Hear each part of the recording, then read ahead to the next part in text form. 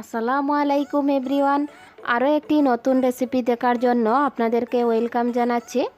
আজ আমি আপনাদেরকে তৈরি করে দেখাবো ট্রপিক্যাল হুইপ ক্রিম।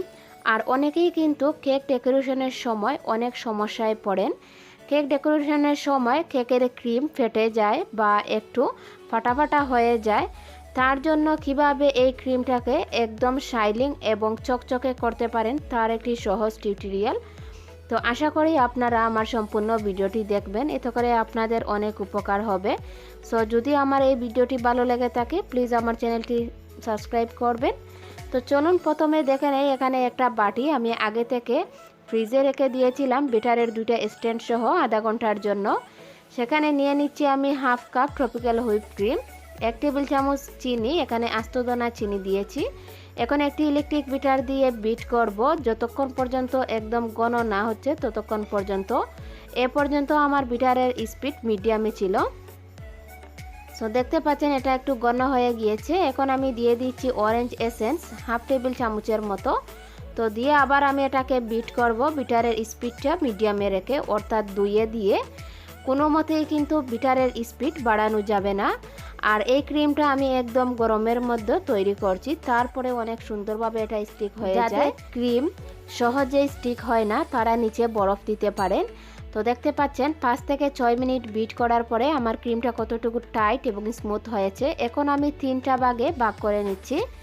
তো এখানে আমি 3টা ভাগে ভাগ করার পরে 2টা ভাগ আমি ফ্রিজে রেখে দেব প্রথমে।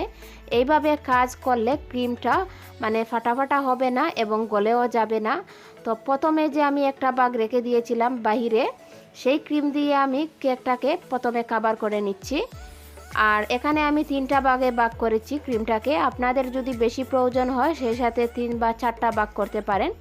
এখন আমি আগে যে ক্রিমটা ফ্রিজে রেখে দিয়েছিলাম সেখান থেকে আরও কিছুটা ক্রিম অন্য একটা বাটিতে নিয়ে নিচ্ছি। এখন আমি ক্রিমে কালার মিক্স করে নিচ্ছি। এখানে ব্লু কালার দিয়েছি পরিমাণ মতো, আর আরেকটা বাটিতে দিয়ে দিচ্ছি রেড ফুড কালার 3 থেকে 4 ফোঁটা পরিমাণ মতো।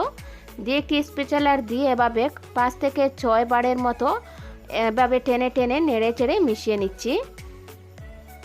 আর এই মিশানোর ফলে কিন্তু ক্রিমটা অনেক শাইনিং এবং স্টিক হয়ে যায়, মানে চকচকে হয়ে যায়। দেখতে পাচ্ছেন মাঝের দিকটা কিভাবে চকচক করছে। এখন আমি ব্লু কালার ক্রিমটাকে আবার আমি একটা স্প্যাচুলার দিয়ে নেড়ে চেড়ে বারবার মিশিয়ে নিচ্ছি।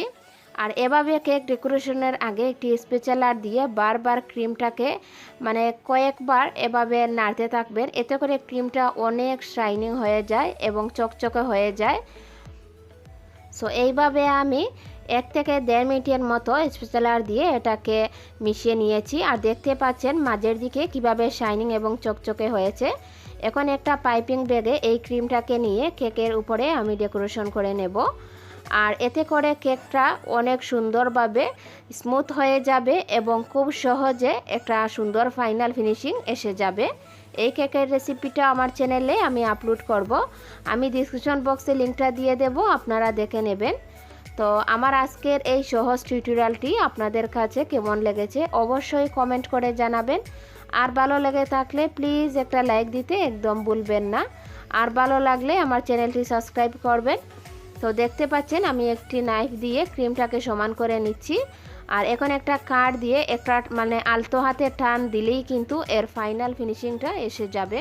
আর এভাবেই প্রথম যখন কেকের উপরে মানে ক্রাম কাটিং করবেন তখন কিছুটা ক্রিম বাহিরে রাখবেন আর বেশ অর্ধেক ক্রিম ফ্রিজে রেখে দেবেন, এতে গলে যাওয়ার কোনো চান্স থাকবে না।